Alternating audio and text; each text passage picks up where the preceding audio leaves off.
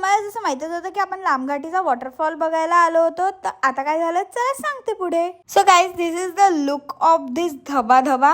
Guys बहुत अच्छा धबा धबा है. गाइस सर्व म्हणतो ते हिडन प्लेस आहे, हिडन प्लेस आहे. मला वाटलं काहीच गर्दी नाही राहणार. आय डोंट थिंक सो आता हे हिडन प्लेस राहिली आहे. भाई मला तर वाटते पूर्ण चिखलदऱ्याची पब्लिक इथेच येत आहे. और भाई आय बी क्यों ना, कोण असेल जो इतकी सुंदर ब्युटिफुल प्लेस सोडणार. मग काय होतं भाई, इतकी ब्युटिफुल प्लेस आहे, फोटोज व्हिडिओज तो बनते आहे ना. मग काय खूप सारे मस्त फोटोज व्हिडिओज काढून घेतले आणि फोटो व्हिडिओ काढतच होतो तेवढ्यात एका काकांनी भाई खूप उंचावरून पाण्यात उडी घातली. भाई आय थिंक सो ते प्रोफेशनल स्विमर असू शकतात, but it is not safe I guess. So म्हटलं सोडा बाई. मग काय थोडंसं गोट्यांचं कॅसल वॅसल बनवलं आणि थोडासा टाइम तिथे स्पेंड वगैरे केला आणि भाई खूप छान वाटलं. त्यानंतर आम्ही घराकडे निघालो. भाई जाता जाता काही लोक दिसले भाई, ते लोक कुकिंग पण करत होते. भाई म्हणजे ओव्हरऑल खूप सही एक्सपिरियन्स आहे. तुम्ही पण मस्ट विजिट करा भाई. लोकेशन पण खूप मस्त आहे, तुमचे फोटोज व्हिडिओज पण खूप सही येणार आहेत.